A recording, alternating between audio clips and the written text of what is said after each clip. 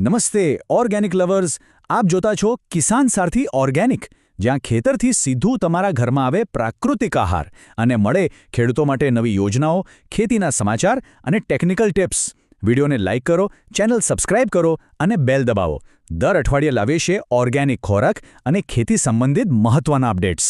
ચાલો હવે વાત કરીએ આજના મુખ્ય વિષયની. સૂકા લાલ મરચાંના બજારમાં અત્યારે જબરદસ્ત ગરમાવો છે, પણ સવાલ એ છે કે આ ભાવ વધારો કેમ થઈ રહ્યો છે અને ખાસ કરીને ખેડૂત મિત્રો માટે શું અત્યારે માલ વેચવાનો સાચો સમય છે? ચાલો આજના આ વિશ્લેષણમાં આ બધા જ સવાલોના જવાબ શોધીએ. તો સૌથી પહેલાં ચાલો આપણે બજારની અત્યારની સ્થિતિ પર એક નજર નાખીએ. ભાવમાં જે ઉછાળો આવ્યો છે એ કોઈ નાની સૂની વાત નથી. બજાર એકદમ મજબૂત તેજી તરફ જઈ રહ્યું છે અને એની પાછળ અમુક ચોક્કસ કારણો જવાબદાર છે. જરા યાદ કરો, ફક્ત એક અઠવાડિયા પહેલાંની જ તો વાત છે. ગોંડલ જેવા મોટા માર્કેટયાર્ડમાં એકદમ સારી, ઉચ્ચ ગુણવત્તાવાળા મરચાનો ભાવ 20 કિલોના લગભગ 3800 રૂપિયા આસપાસ બોલાતો હતો. બજાર મજબૂત તો હતું, પણ સ્થિર હતું. અને હવે જુઓ, આજે એ જ ક્વોલિટીના મરચાં 4000 રૂપિયાનો આંકડો પણ પાર કરી ગયા છે. આ સ્પષ્ટપણે બતાવે છે કે બજારમાં જોરદાર તેજીનો માહોલ છે. ખેડૂત મિત્રો માટે આ ખરેખર સારા સમાચાર છે, પણ આ ભાવ વધારા પાછળ શું ચાલી રહ્યું છે એ સમજવું ખૂબ જ જરૂરી છે. તો સૌથી મોટો સવાલ, આવું કેમ થઈ રહ્યું છે? આ ભાવ આટલા કેમ વધી રહ્યા છે? ચાલો આને જરા ઊંડાણપૂર્વક સમજીએ. મુખ્યત્વે બે મોટા પરિબળો છે જે અત્યારે આખા બજારને ઉપર લઈ જઈ રહ્યા છે, અને આ બંને પરિબળો સીધા માંગ અને પુરવઠાના ગણિત સાથે જોડાયેલા છે. તો જુઓ, આ છે બે મુખ્ય કારણો.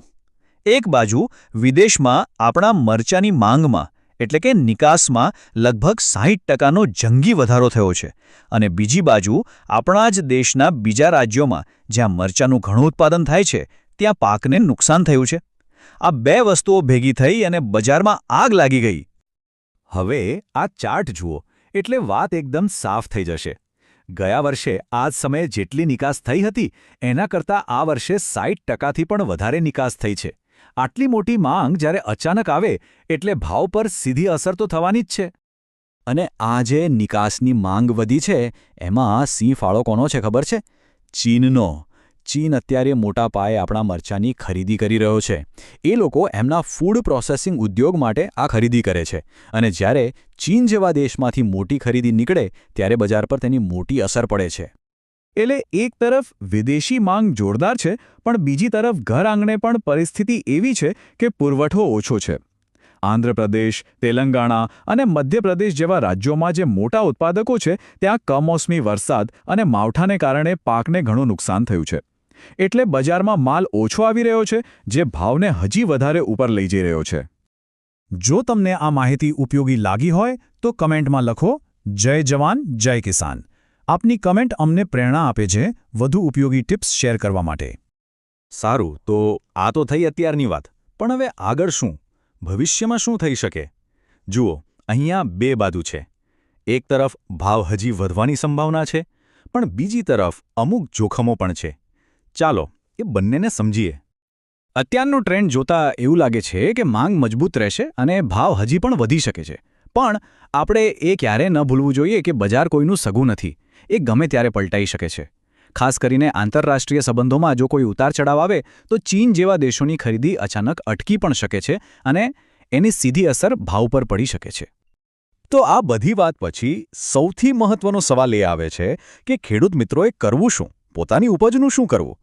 ચાલો આપણે એક સ્પષ્ટ રણનીતિ બનાવીએ જે આ તેજીના માહોલમાં સૌથી વધુ ફાયદો અપાવી શકે. સૌથી પહેલાં તો એક વાત સમજવી બહુ જરૂરી છે. સૂકા મરચાં એ એક સંવેદનશીલ પાક છે. એનો મતલબ શું? એનો મતલબ એ કે એનું મૂલ્ય સીધું એની ગુણવત્તા સાથે જોડાયેલું છે. તમે જેમ જેમ એનો સંગ્રહ લાંબો સમય કરશો એમ એનો રંગ અને સુગંધ બંને ઘટતા જશે, અને જેવી ગુણવત્તા ઘટી એટલે ભાવ પર સીધી અસર પડશે. આથી અમારી સલાહ મુજબની વ્યૂહરચના એકદમ સ્પષ્ટ છે. અત્યારે જે ઊંચા ભાવ મળી રહ્યા છે તેનો પૂરો લાભ ઉઠાવો. તમારો જે ઉચ્ચ ગુણવત્તાવાળો માલ છે એનું મૂલ્ય અત્યારે સૌથી વધારે છે. જો તમે એને સાચવી રાખશો તો ગુણવત્તા ઘટવાનું જોખમ છે, અને પછી કદાચ આટલો ભાવ ન પણ મળે. એટલે અત્યારે વેચાણ કરવું એ જ શ્રેષ્ઠ નિર્ણય છે. ટૂંકમાં કહીએ તો સમય જ બધું છે. આવા તેજીના બજારમાં સમજદારી એમાં જ છે કે સારી ગુણવત્તાવાળા માલના સારા ભાવ સમયસર લઈ લેવા. આ એક સ્માર્ટ અને વ્યૂહાત્મક પગલું કહેવાય. આના પરથી એક બીજો વિચાર આવે છે. સારા ભાવ મેળવવા એ એક વાત છે, પણ શ્રેષ્ઠ ભાવ કેવી રીતે મેળવવા?